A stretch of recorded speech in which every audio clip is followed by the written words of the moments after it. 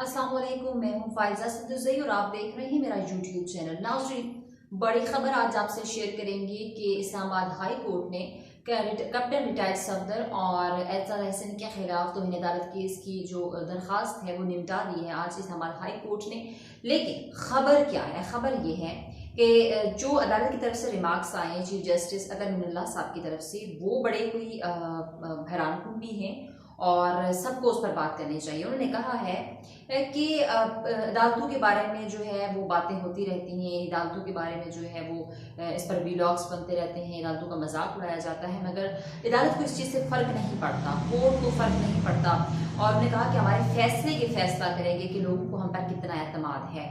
और उसके बाद जो अतर मिनल्ला साहब हैं उनका मज़ीद ये कहना था चीफ जस्टिस साहब का कि पाकिस्तान के अंदर ये चीज़ें होती आ रही हैं और जो है उन्होंने कहा कि अब इस बात पर जो है जो तौहीन अदालत की कार्रवाई नहीं हो सकती इस बात पर, तो उन्होंने इस चीज़ को इग्नोर कर दिया है, नज़रअंदाज कर दिया है।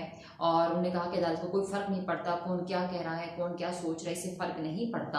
अब आपको बताएं कि कुछ टाइम पहले जो है वो लाहौर हाई कोर्ट के बाहर जो है वो एजाज अहसन साहब ने कहा था कि मरियम नवाज और नवाज शरीफ साहब जो है वो बाहर चले गए हैं और उसके बाद जो है यहाँ पर जो नैब है और नैब जो है वो लॉन्ड्री का काम कर रहा है। और उन्होंने ये कहा था कि यहाँ पर जो है किसी चीज़ की जो है कुछ भी पेशेंटगोई हो सकती है कि 6 मंथ पहले जो है वो क्या सिचुएशन थी, एग्जैक्ट मैं वर्ड्स नहीं कोट करी, लेकिन इस तरह की उनकी बात थी एजाज अहसन साहब की, पीपल्स पार्टी के रहनुमा की, कि कुछ 6 मंथ पहले ये था कि इमरान खान साहब क्या थे, किसी को नहीं पता था कि जो इमरान खान साहब जो है वो इस तरह से ज़मीन पर आ जाएंगे और नवाज शरीफ साहब को तख्त पर बैठा दिया जाएगा।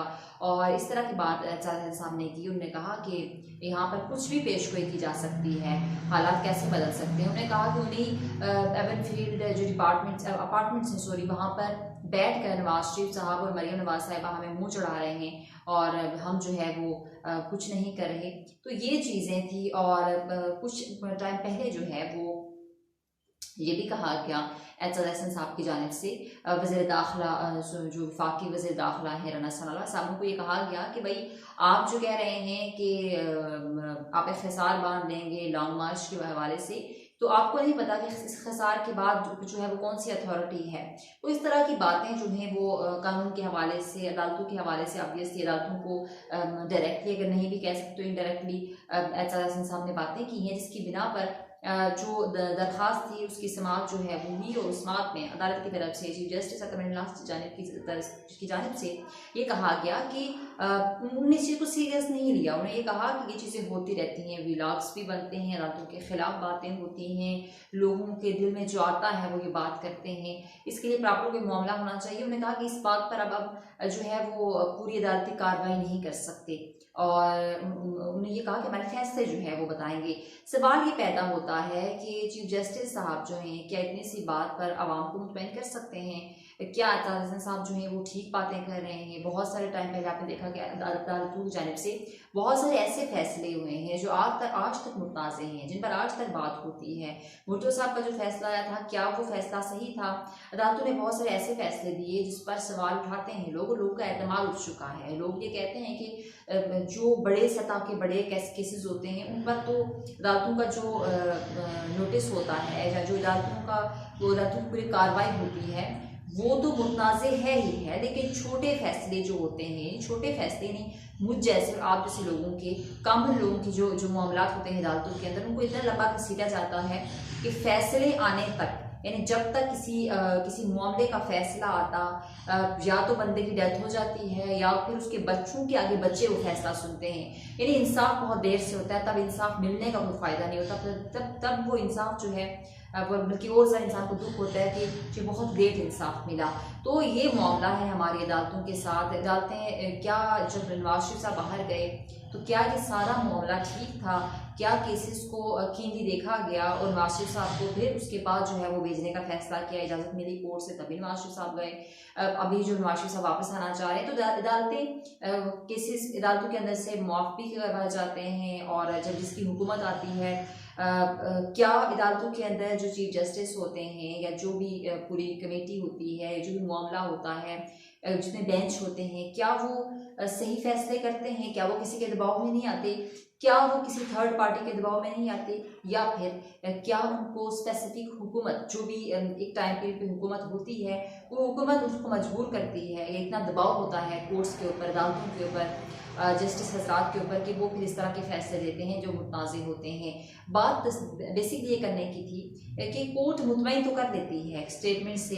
अतमिल्ला साहब जो है उन्होंने बात की कि ठीक है, अदालतों को फ़र्क नहीं पड़ता, लोगों की जो मर्जी है वो राय देते रहें। इस तरह से उन्होंने एक किस्म की इंसाफ को जो है वो मुआफ़ कर दिया और इग्नोर कर दिया उनकी बात को। लेकिन लोगों का जो अदालतों के बारे में जो एक एतमाद है वो उस तरह से नहीं रहा। लोग सवाल करते हैं कि क्या अदालतें इंसाफ दे पा रही हैं?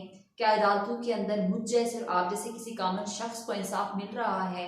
क्या अदालतों के अंदर लीडरास जो करप्शन करके गए हैं, जिनके केसेस हैं, जिन पर बहुत सारी बातें हैं, क्या नैब या फिर अदालतें ये फैसले करने में कितनी सही साबित हुई हैं कि और कितने जो है फैसलों को एग्जैक्ट तरीके से जो है वो इम्प्लीमेंट किया गया है, और क्या फैसले इंसाफ के तकाज़ों को देखते हुए हुए? मगर अगर देखा जाए, हिस्ट्री देखी जाए, तो बेशुमार, 100 नहीं, हज़ारों नहीं, बहुत सारे किस्से ऐसे पड़े हुए हैं जिनके फैसले जो हैं वो मुतनाज़े भी हैं, जिन पर शक व शुबहात किए जा रहे हैं, जो ऐसे हैं कि हमें हंसी आती है कि क्या अदालत की पूरी इसका बैकग्राउंड नहीं देखती? क्या वो सिर्फ उस मोरूज़ के मुताबिक, उस टाइम पीरियड के मुताबिक सिचुएशन को देखकर फैसला कर देती है? उस फैसले के पीछे क्या मुहरक़ात होते हैं, उस फैसले के पीछे उसका बैकग्राउंड क्या होता है, हिस्ट्री क्या होती है? अदालतें उस चीज़ को इग्नोर कर लेती हैं। तो क्या अदालतों को नहीं देखना चाहिए? क्या हमारा निज़ाम इंसाफ इस तरह का होगा जिस पर मुझे और आपको शक हो? तो फिर इस पाकिस्तान का क्या होगा? अदालतों को सोचना होगा। हमारे इदारे हैं, हमारी एक काबिल इज़्ज़त हैं, और हम ऑब्वियसली हम इदारों की इज़्ज़त करेंगे, इनको रिस्पेक्ट देंगे, तो बाहर भी दुनिया में हमारी इज़्ज़त होगी, और फिर इस मुल्क के अंदर जो है वो इंसाफ का कानून राज होगा।